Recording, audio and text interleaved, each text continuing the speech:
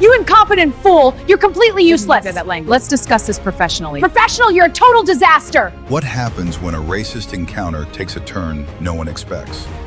Imagine insulting someone you believe is beneath you, only to discover moments later that they control your career. It sounds like something straight out of a movie, but stories like this happen more often than people think.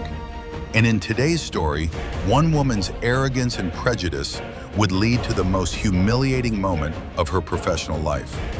Because the young black woman she tried to belittle was actually her new boss. It was a typical Monday morning at Brightwell Consulting, a fast-growing corporate firm located in downtown Chicago.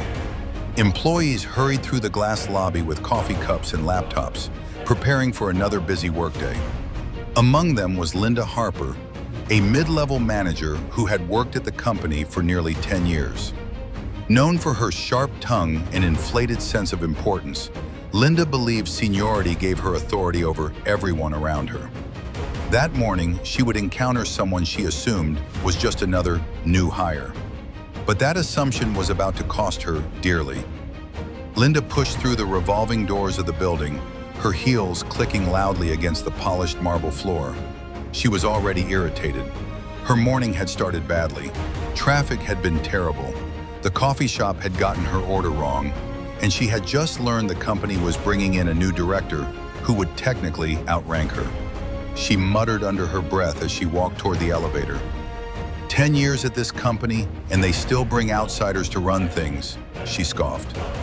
As she approached the elevator, she noticed a young black woman standing nearby. The woman looked to be in her late 20s or early 30s, dressed neatly in a navy blazer and carrying a slim laptop bag. She stood calmly, scrolling through her phone. Linda immediately assumed she was a junior employee. The elevator arrived and they stepped inside together. Linda glanced at the woman and frowned. "Are you new here?" she asked, her tone already carrying a hint of condescension. The young woman looked up politely. "Yes, actually, today's my first day." Linda smirked. "I thought so," she said. "You people always look lost on the first day." The woman raised an eyebrow slightly, but said nothing. Linda continued, leaning against the elevator wall. "Let me guess," she said. "Diversity hire?" The air in the elevator suddenly felt heavier. Two other employees inside glanced uncomfortably at each other. The young woman remained composed. "I'm just here to do my job," she replied calmly. But Linda wasn't finished. "Well," Linda said with a sarcastic laugh, "I hope you're ready to work hard. Around here, people actually earn their positions. They're not handed out for appearances." Her words hung in the air. The young woman simply nodded. "I understand." The elevator dinged, the doors opened, and what happened next would begin the unraveling of Linda Harper's pride. The two women stepped out onto the executive floor. Linda noticed immediately. She frowned. "Wait," she said, confused. "Why are you getting off here?" The executive floor was restricted to directors, senior managers, and leadership. The young woman adjusted her bag slightly. "This is where I'm headed." Linda chuckled in disbelief. No, she said, waving her hand dismissively. "The junior staff offices are 2 floors down." The young woman met her gaze calmly. "I know." Linda felt a flicker of irritation. "Look," she said, lowering her voice as if giving advice. "If you're trying to impress someone, walking around the executive floor isn't the way to do it." At that moment, a man in a suit approached them. "Good morning," he said warmly. Then he turned to the young woman with a smile.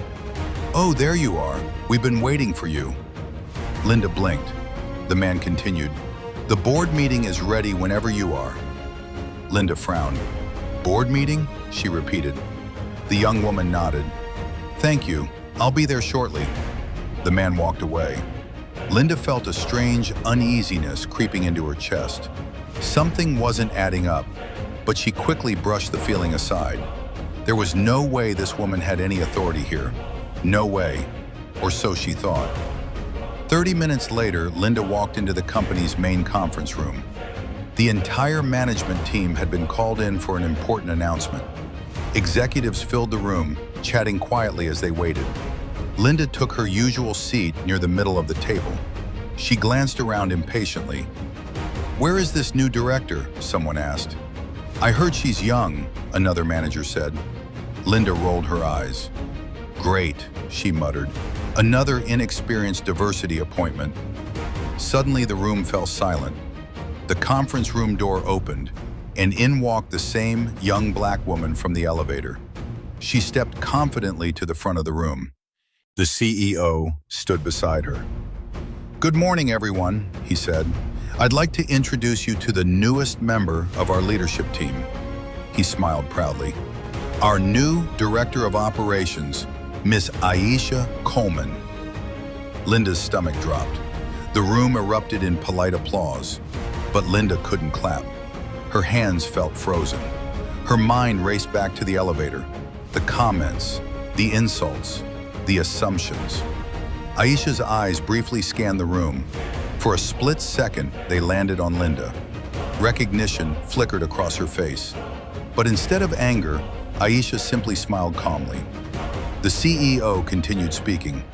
"Aisha has over a decade of leadership experience, an MBA from Stanford, and previously led a team that increased revenue by 40% at her last company." Linda felt heat rush to her face. She couldn't believe it. The woman she had insulted minutes earlier was now her direct superior, and everyone in the room was about to find out. The meeting continued with Aisha outlining her vision for the company. She spoke clearly, confidently, and intelligently. Every executive in the room listened carefully, except Linda. Linda could barely focus. Her mind replayed the elevator conversation over and over again. "You people, diversity hire." The words now sounded uglier than ever. Finally, Aisha paused. "There's one more thing I'd like to address," she said. The room quieted again. Aisha folded her hands calmly. "This morning before this meeting, I had an interesting interaction in the elevator." Linda's heart nearly stopped. A few people chuckled lightly, assuming it was a casual anecdote, but Aisha's tone remained calm and professional. "I was reminded that assumptions can be powerful things," she said. She looked around the room. "Sometimes people believe they know someone's value based on appearance alone." Linda stared at the table. Her face burned. Aisha continued, "But leadership isn't about appearances. It's about respect." The room grew very still. "And respect," Aisha added gently, "should be given to everyone, regardless of who we think they are." She paused. Then she continued the presentation as if nothing had happened. But the message had already landed. Hard. Several people in the room glanced toward Linda, who now looked painfully uncomfortable. The humiliation was complete. That morning, Linda Harper learned a lesson she would never forget. Prejudice has consequences.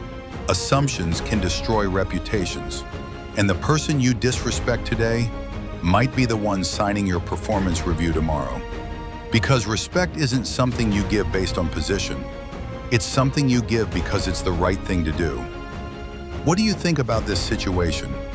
Was the boss right to handle it calmly, or should she have confronted the racism more directly? Share your thoughts in the comments below. And if you enjoy powerful, real-life stories with shocking twists like this one, make sure to like this video, subscribe to the channel, and turn on notifications so you never miss our next story.